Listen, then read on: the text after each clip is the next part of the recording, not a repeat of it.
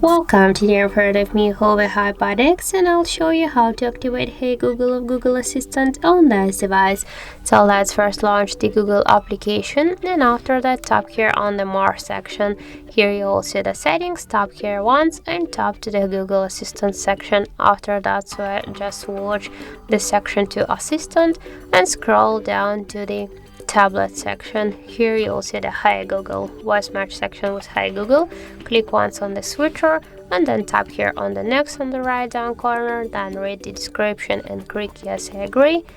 After that we should just click here to continue, and now we should add our voice model. So click to the retain voice model and repeat and say okay Google.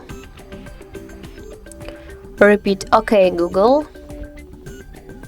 Now just say Hi Google, and again Hi Google.